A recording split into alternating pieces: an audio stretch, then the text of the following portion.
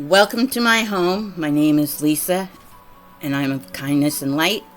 And this week's episode of Fear Fridays is going to be about the Ed and Lorraine Warren and the case of the Smurl family. Jack and Janet Smurl, their 4 daughters, and Jack's parents all shared a home in West Pittston, Pennsylvania in 1986. They finally contacted the Warrens. And when I say finally, I mean supposedly these episodes that they've been having in their home started in 1974 and went on until 1986. Now, why would they wait that long? 12 years long. That's really weird. Now, Jack and Janet lived on one side of the house, and it was made into a duplex with their 4 daughters. They had a 16-year-old, a 13-year-old, and 2 twins, girls, 7-year-old. Now, living in this duplex was on the other side was Jack's parents, and they had similar situations as their son did and his family. So there was people. I guess I don't understand why someone would stay that long in a haunted house, unless it could be financial. It could be just about anything. To the fact that maybe he built it, maybe he didn't, who knows. But as they were remodeling and making it into duplex so the families can have their own space, Jack and Janet was in their daughters' bedrooms, their older daughters' bedrooms, and they couldn't figure out why there was one spot in the room that was a dark spot, and they couldn't clean it with anything. I mean, they tried, and they couldn't paint over it. It just kept on getting dark, like coming through the paint. And finally, they had to put paneling over the top of it. Now, why didn't they just cut it out and put a piece of drywall over it? Maybe it came back. Who knows? But they really didn't get into that part. But that was odd. And that would have been my first clue. Like, hey, something's up with this spot. Maybe it's mold. Maybe we got to get rid of it or whatever. Why would it keep on coming back? As far as that goes, that was just the tip of the iceberg, as they say. Jack and Janet also said that they had a TV in their bedroom, and that was where most of the activity was, upstairs in their house and on their side. And the TV kept on coming on and off. Well, it kept on coming on, and it had like the white noise, static, like zzz, and the crackling or whatever, but it wasn't plugged in. Why was the white noise coming in? Now, white noise is somewhat like a spirit box. A spirit box is something that you can communicate, the dead can communicate with you. And that is the white noise. Now, you have to have a keen ear. Sometimes it comes in very strong. Sometimes it comes in weak. But that's why the ghosts adventurers and stuff like that have these spirit boxes, is what they call, and they have things that descramble what the spirits are trying to say. As far as other activity in the house, they kept on hearing banging noises, like 3 knocks always. And the 3 knocks were, of course, anybody who follows the Warrens or anybody who is following any kind of occult or spiritual adventure or whatever you want to call it. That is going against the Holy Trinity, or the Father, the Son, and the Holy Ghost. Now, these 3 knocks were constant, and then they had like foul, rotten egg smell, like, it's horrible, like sulfur or something, and it stinks. Really bad. Also, throughout the house, on both sides. Now, the parents had it on both sides. Jack's parents had it on one side, and Jack had it on that side. So they were smelling it. And then Jack and Janet kept on hearing voices, and so did Jack's parents. hearing voices in the middle of the night, like a conversation between a man and a woman. Now, when the Warrens came in 1986, they found out that there was three spirits in the house and one demon.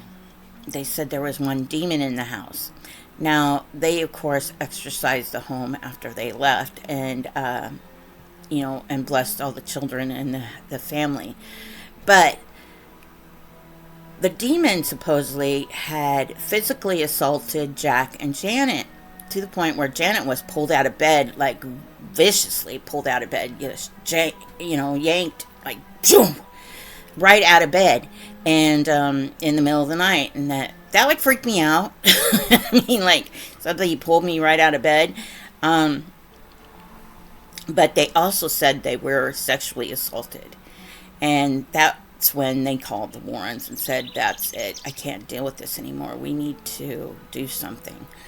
So, like I said, the Warrens came in. They did their investigation. They interviewed the parents. They interviewed the other Jack's parents, and Jack's parents would say that they'd come home from the store and all the cupboards would be open and the drawers would be open in the kitchen, and everything was strung about, bows and anything in the closet that was packed away was all cluttered all over the floor. Big furniture, I mean heavy furniture, like china hutch that they had, china cabinet was pulled away from the wall. They had couches, TVs moved. They had just a ton of stuff like that moving around in their home. So it was loaded with paranormal activity and stuff like that. And of course, Ed and Lorraine captured a few things on their video of the knocking, of course, and the smell. They smelled it, and they smelled the rotten smell in certain areas. But it was all like focused on the wall between the house where they separated the house. Now, could it be that the spirits were pissed off that they put this wall up? Probably.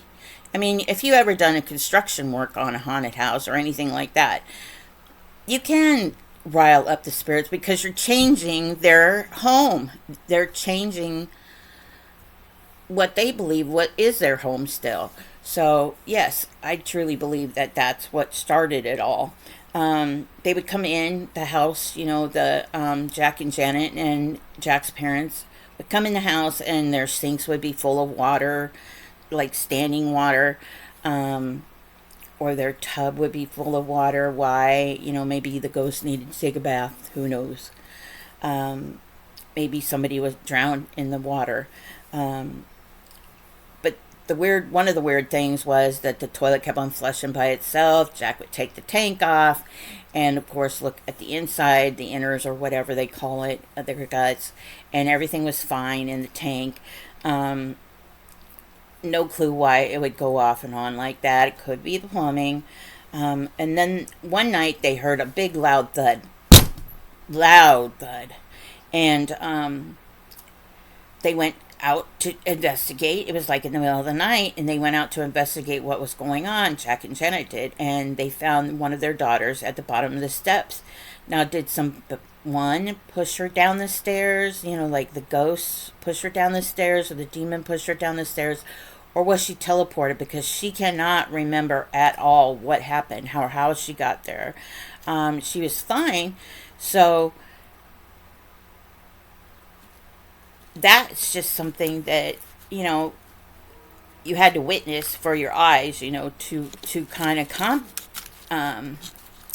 compensate or whatever it's called, to figure out what had really happened, because if you didn't see her teleport down the stairs or teleport, from her bed to the bottom of the steps, or you didn't see someone push her, an invisible person push her, you really can't tell what's going on.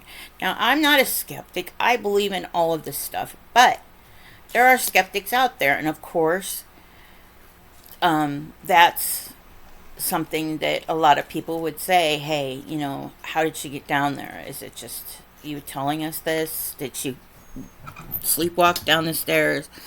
Did she fall down herself trying to go get a drink of water? Who knows? Their closet doors in their bedrooms, getting back to their bedrooms, was mostly active. The master bedroom on Jack and Janet's side, their closet doors kept on opening and shutting. Now, these were like accordion doors, the folding doors that folded open and shut, but they would go woof, woof, woof, real fast, like somebody was just absolutely like an accordion, playing an accordion. And that was odd. Their TV, of course, was in their bedroom, and it was one of those real old council TVs that wasn't even plugged in, but kept on turning on by itself. And it was making the white noise. And the white noise is something like a fan would make, or your TV set on a channel that didn't have any, signal or something. Back in the old days, it was like that when the airs went off. We didn't have cable, so it just constantly played that white crackling noise after all of the stations went dark and for the night. But then it was like the spirit box you hear on the new ghost paranormal groups that you watch on TV. A spirit box is something that the spirits can come through and actually communicate with the living. The dead actually can communicate with the living. Now, the living can't really,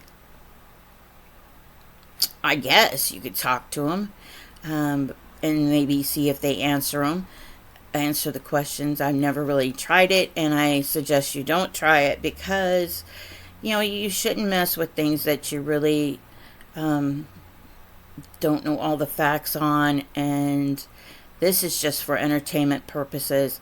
But yeah, don't ever try things like that, because you could bring something in that's not good for you, or good for the, good spirit wise.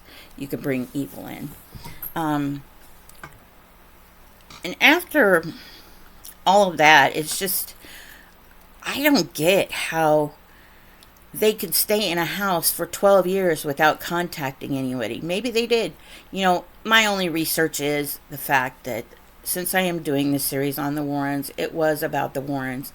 And it seems to me that the Warrens have made books and movies and things like that about all of their cases. Now, they did this one, of course, but with the Annabelle and the Conjuring, they waited a long time for that to come out, the movies and the books and series like that on Annabelle and stuff. So they waited a long time. So I don't know if that was a part of money wise, to do it. They waited until Ed had passed away, and then they started doing that. So the Conjuring series and things like that. But this book about the Smurls is called The Haunted, and they have a movie, and it came out in 1991. Now, the book, which is convenient, was made by the Smurls and the Warrens. They collaborated on it. Now, was it a hoax? Did they say all these things, that they were sexually assaulted by these spirits, that they were physically attacked, scratched, their child fell down the stairs, they come home and they do all of this? Supposedly the Warrens have the proof, but with, like all their cases, they did, there was always going to be skeptics. And it seemed like the Amityville Horror came right out as soon as the case went public to Ed and Lorraine. And this kind of did, they waited 5 years, and maybe the 5 years could have been the making of this movie and the book. So that, make money off of your story, yeah. I mean, if you had to live through something like that, you might as well get something out of it. Luckily, the Warrens did have their minister come in and bless the home and bless the children and bless the family members of each side of the building. But what was odd is when you have cases like this, is the spirits connected to the family, or is the spirits connected to the place, the building, the land? Um, Supposedly, the parents of Jack had bought a camper, and they brought the camper home and placed it in the driveway, and they were working on it and stuff, and they heard the loud banging on their camper. It was a boom, boom, boom, loud noises. Now, if they went away and heard it, maybe it was the family that they were connected to. The spirits were connected to, or the demon was connected to the family. But they didn't hear it when they were away. They only heard it when they were on that property. So I'm thinking it was that property or that house that these entities were connected to. Makes sense, right? But yeah, you can go and check it out. And the place is in West Pittston, Pennsylvania. And the book is called The Haunted, and the movie is called The Haunted, and it was done in 1991. And that closes this episode of Fear Friday and with the Warrens. So next week I'm going to be doing Devil's Road, and that's in Bridgeport, Connecticut. Now this was a thing about the Gooden family, and it was kind of strange too. But you'll have to wait till next week to find out. Next Fear Friday. My name is Lisa, and this is Kindness and Light. Please like and subscribe. Hit that thumbs up button so it helps with the channel and keeps me going. And please share some kindness. Shine your beacon of light for those in the dark, because we all need it. Peace.